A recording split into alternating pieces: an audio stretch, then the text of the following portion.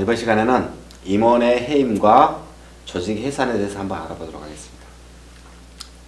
임원이 해임돼야 될 사유가 발생할 때는 언제겠습니까? 반조직적 행위를 하는 경우죠. 그거밖에 더 있겠습니까? 조합원들을 배신하는 행위, 이럴 때 임원을 해임하겠죠. 그래서 임원을 해임은 어떤 식의 절차를 거쳐야 되는가? 아니, 교섭을 하면서, 아니 조합원들은 열망은 10%인데 위원장이 그냥 자기 마음대로 3% 직권조연했어. 열받잖아요. 그리고 노동조합 활동을 제대로 안 해. 사용조하고 들러붙어 있어. 이런 경우에 해임해야 되겠죠. 이런 경우에 어떤 식으로 하냐? 총회를 거쳐서 직접 비밀 무기명 투표를 거쳐야 해임이 가능합니다. 그런데 그때는 조직원의 과반수의 찬석과 참석 인원의 3분의 2의 동의를 받아야 됩니다. 근데 임시총회를 해야 될 거 아닙니까? 해임하려면. 불신임하기 위해서는. 임시총회를 해야 되는데 소집권자가 누구죠? 위원장이잖아요. 위원장이 소집권자입니다. 대표자가. 근데 아니, 자기 해임하겠다는데 임시총회 소집합니까? 안 하죠. 그럴 때 어떻게 하느냐? 조합원의 과반수의 동의를 받아서 소집권자 지명 요청을 행정관청에 할 수 있습니다. 그러면 행정관청에서는 그 소집권자를 지명을 해줘야 됩니다. 그러면 이 소집권자가 임시총회를 소집을 해서 그 의결안을 올려야 되겠죠. 임원 해임안, 위원장 뭐 불신임안이라든지 이런 것이 있겠죠. 그래서 여기에서 참석 인원의 3분의 2의 동의를 얻으면, 과반수 출석의 3분의 2의 동의를 얻으면 임원이 해임될 수 있습니다. 불신임 될 수 있습니다. 이렇게 되면 곧바로 또 신임 임원이 선출돼야 되겠죠. 신임 임원이 선출돼야 되고요. 그리고 우리가 조직이 해산되는 경우, 어떤 경우에 해산되느냐? 조직이 합병, 분할되는 경우도 기존 조직을 해산해야 됩니다. 그래서 새로운 조직을 설립을 해야 되는 거고요.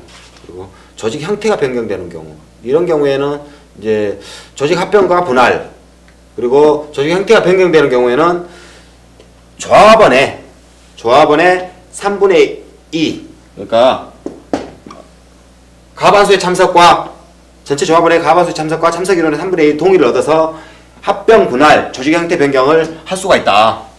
물론 이건 이제 대의원대회가 있는 경우에는 대의원대회에서도 가능합니다. 그러면 해산은 어떤 경우에 해야 될까? 해산. 우리가 조직에 있으면 또 설립됐으면 또 해산되는 경우도 있죠. 물론 이제 끝까지 잘 해봐야 되겠지만 해산되는 경우 있는데, 어떤 경우에 해산되느냐면은 어떤 조금 전에 말씀드린 것처럼 합병, 분할 이런 경우도 해산된다고 봐야 되겠고, 임원이 없고 조합 임원이 없어요. 아니, 노동조합이 있는데 노동조합 임원 대표자가 없어. 그리고 지도 집행부가 없어요.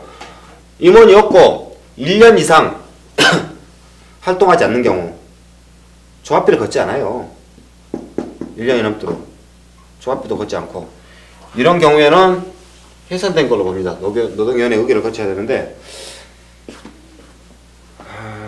이런 경우가 있습니다. 기존에 뭐 노동조합이 있었어요. 노동조합이 갑이라는 데가 있었는데, 이 노동조합이 한 3년간 활동하지 않았어. 근데 이 현장에서는 이제 또 다른 문제가 발생했겠죠. 사업장 문제가. 그래서 사람들이 모였어, 몇 사람이.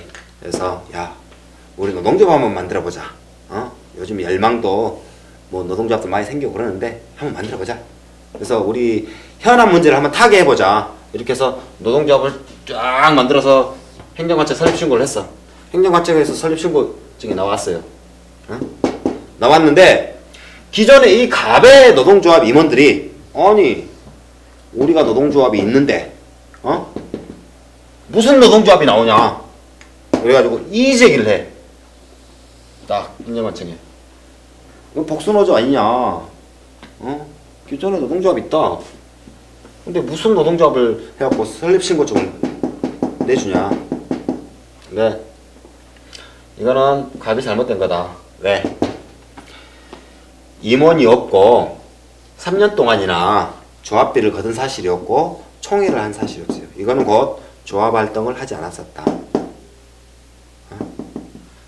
그래서 한때 이게 이런 문제가 행정관청과 노동부 해석이 좀 다른 적이 있었습니다만은 이거는 이제 어떤 노동부에서는 노동위원회 그 의결로